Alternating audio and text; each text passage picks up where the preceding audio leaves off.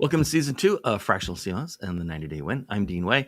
This season, we're going to talk through some scenarios that companies and these CMOs experience to share lessons and tips on how to get the most out of a fractional CMO that you've hired.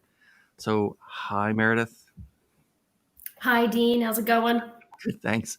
Okay, Meredith. So here's the hypothetical. You just started a 1-year engagement as a fractional CMO. What's the first problem that most of your clients need you to start fixing in this situation? Or what problem do you just go looking for because you know it's there, even if the business doesn't see it yet?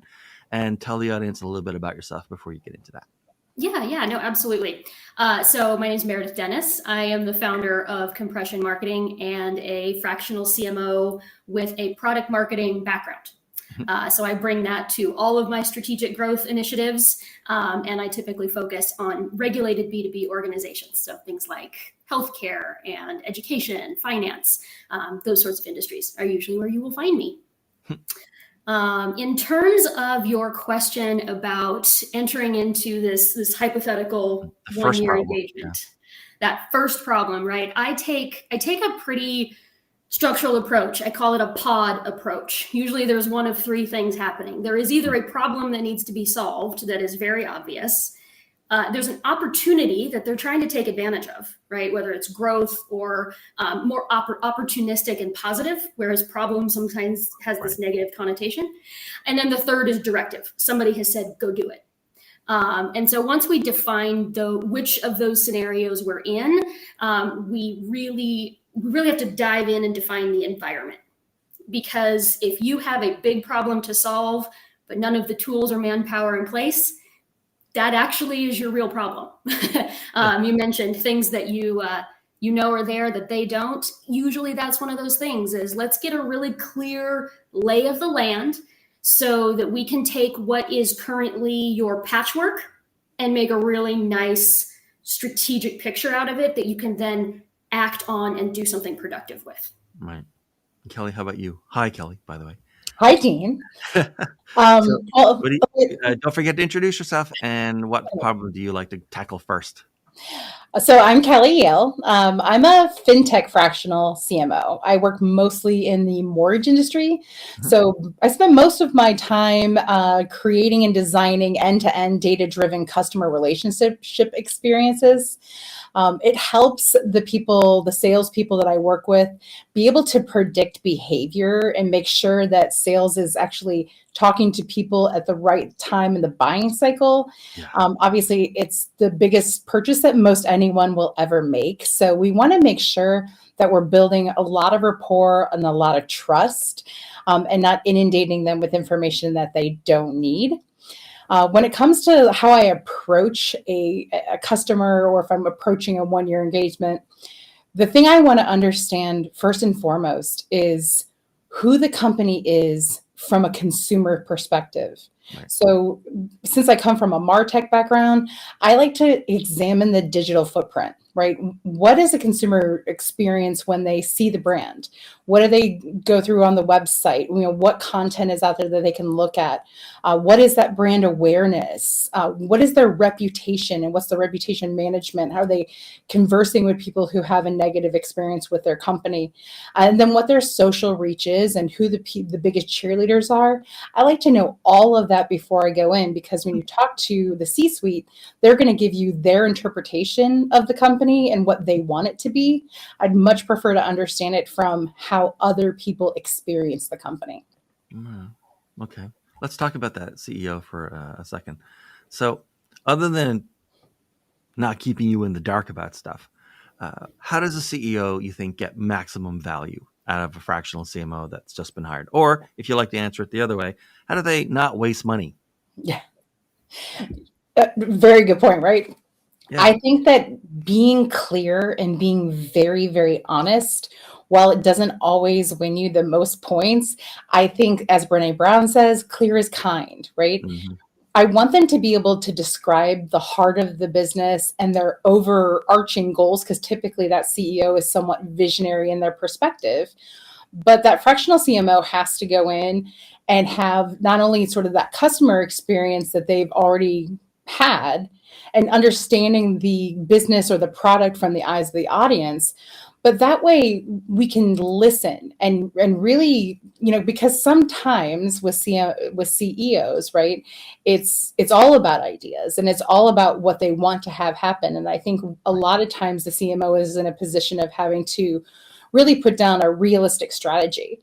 And I think as long as you tell them up front, like, this is something that I will be doing, I will be tackling sort of these ideas. I'm going to be telling you what your customers see, and I want you to understand that that's the value that I bring. But I think a lot of times with fractionals, what we can end up in is really high expectations if we're not very honest up front. Right. No, that makes sense. And Meredith, what do you think? Other than sharing information, like, how does a CEO get maximum value for that 1 year they're going to have that fractional CMO? Yeah, absolutely. I love what you said, Kelly, about clarity being kind. That's so important. So important. The thing that I've seen happen a lot in some of the engagements that I've seen is this scope creep starts to happen very quickly. You have some really productive conversations, and all of a sudden their eyes are opened to all the different things you could maybe help them with, in addition to the core thing that you are there to functionally support. So I think a really, really important part of this is to not get mired in tactics. That can happen really quickly. All of a sudden you can stumble into these things where you are doing a lot of in the weeds work that really does not satisfy some of those strategic objectives. So being extremely careful about how you talk about scope creep and the tactics that are being explored, and if that really does invite you to be a strategic partner to the organization or more of a tactician. And I just think that that's so important at the very, very early onset, especially with that C-suite, because they're going to hear something that sounds great and they're going to latch onto it. And I think it's important for us to be the enablers of that getting done, but not the doers. It doesn't mean that we don't roll up our sleeves and get in there and understand things.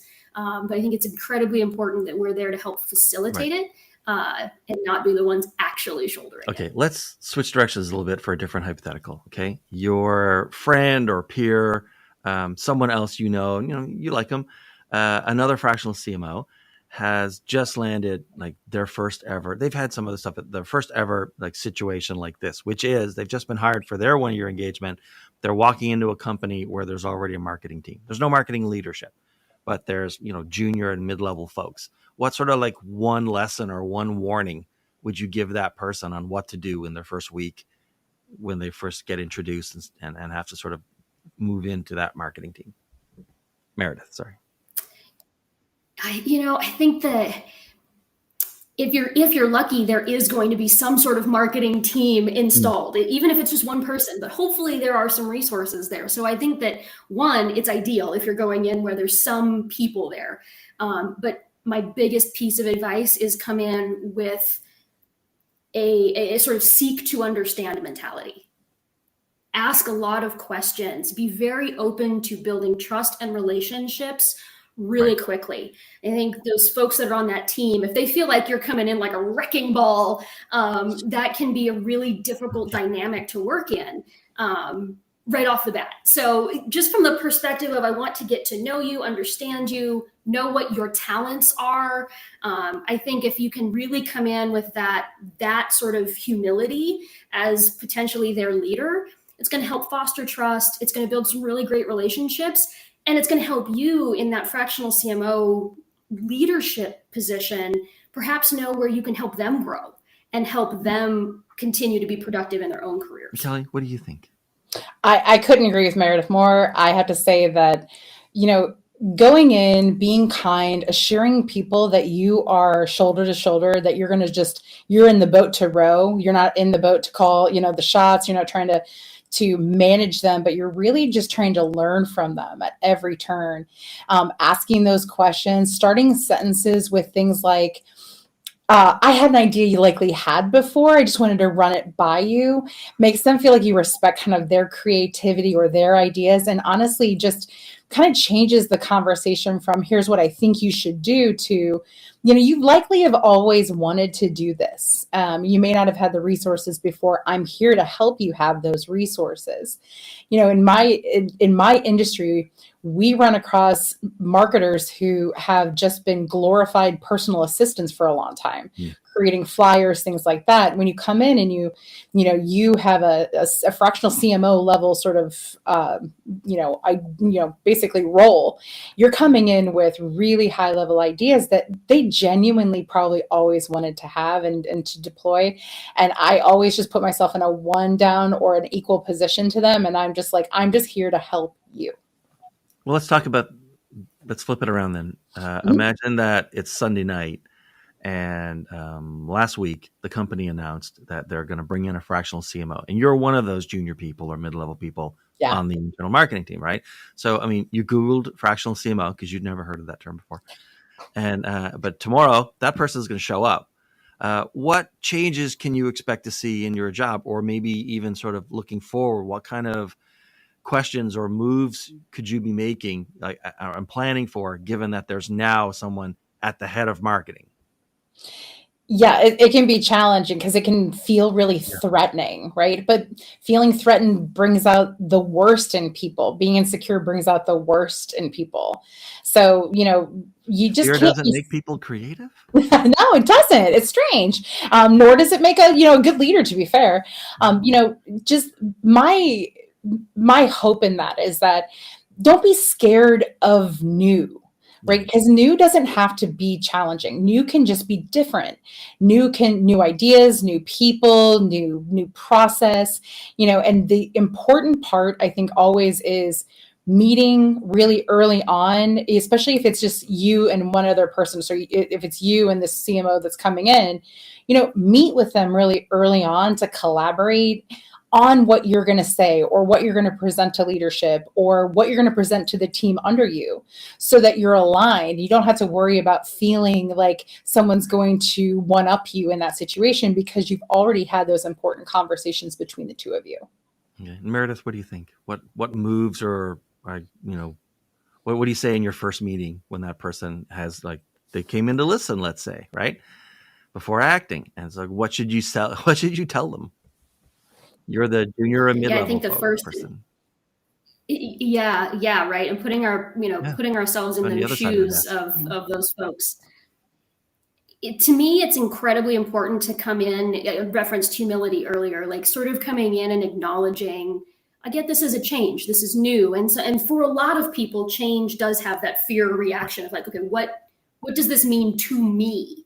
And I think that acknowledgement very early on, it says, I realize that this is a change for you. This is new for you. And I am here to help shepherd us all through that.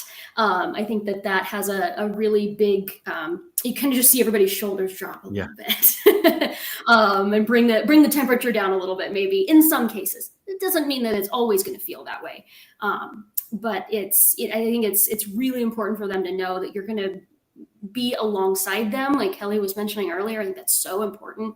And hopefully as a result of getting to partner with you in their day-to-day work, they're going to have more clarity and they're going to feel like they have more support. And as a result of you being in the room, it can actually make a big difference in how they sort of perceive themselves and the work that they get to do. Okay. So Meredith, let's go back up to the CEO level for the last question we have in our session today. So we've talked about a 1-year engagement. So that is by definition a sprint because there's, a year ends on a certain date, right? Do you think CEOs or companies are better served when they hire fractional CMOs in a sprint mode or in a marathon mode where it's basically just going to keep going until something changes? As with anything in marketing, it depends. I swear that's my favorite answer. But talking about when you say sprint, by its very nature, feels very tactical. It does. Right? It feels very urgent and it feels very process oriented, which has its place. And I think that when you come into if it is a 1-year engagement, you're going to have a very structured set of objectives that are very time bound. And if I think about what we talked about at the very top around identifying that core problem and solving for whatever that core problem is, you've got to define what those requirements look like. And you may have a problem that's going to take more than 12 months to solve from a strategic perspective. So do I think it's better to hire as a marathon or hire as a sprint? I think the sprint has to be sort of laser focused on what it is that you're trying to accomplish in a very singular form, which is incredibly important. It's very different from, as a business, as an entity, as an organization, we want to accomplish some big vision type of goals. That takes a different level of connection and a different level of sort of being embedded in the organization with that C-suite, from the CFO to the CMO to the CEO, and really getting alignment on a very different level. The average full-time CMO, depending on which source you look at, is what, three years right now ish. Shorter than that, I thought. It's the shortest tenure of just about anybody in the C-suite. Mm-hmm. Exactly. And so if you think about a typical fractional installment being on a similar time frame, it makes sense with those trajectories. But I would say that it's incredibly important to be focused on the strategic outcomes that you're there to help accomplish, and make sure that scope creep is not making it difficult for you to meet those objectives. I will say I've had people want to engage for 6 months, and I've said we can get started in 6 months. Like we can get some really good momentum going, and with any luck, you'll be enabled to run with it on your own. If I've done my job right, you are. But 6 months is a short time frame from a CMO perspective. 2 quarters, that's change. it. Mm-hmm. Kelly, what do you think?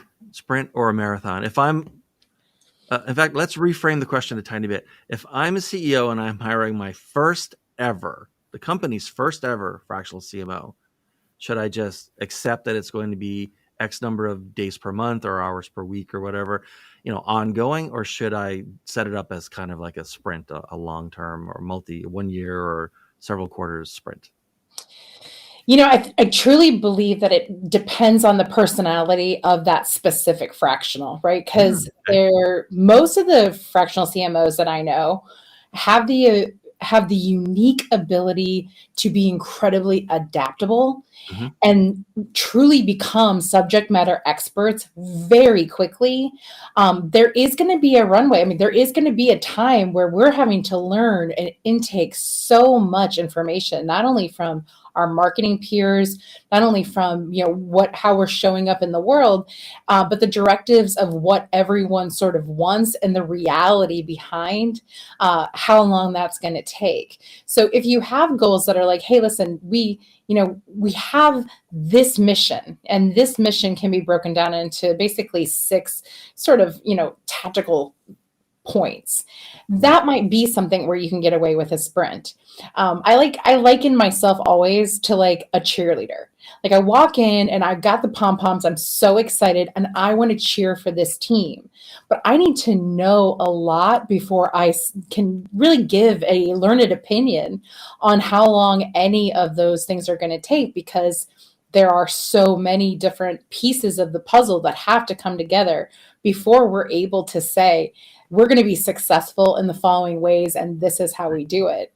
But I think fractionals are such an amazing thing because we have expert guidance from the minute you hire us. Right. Like you don't have to ramp us up. We don't have to have all these things. I don't have to learn, SEO strategies. I don't have to learn something. I understand it. What I'm really looking to do is to understand their business.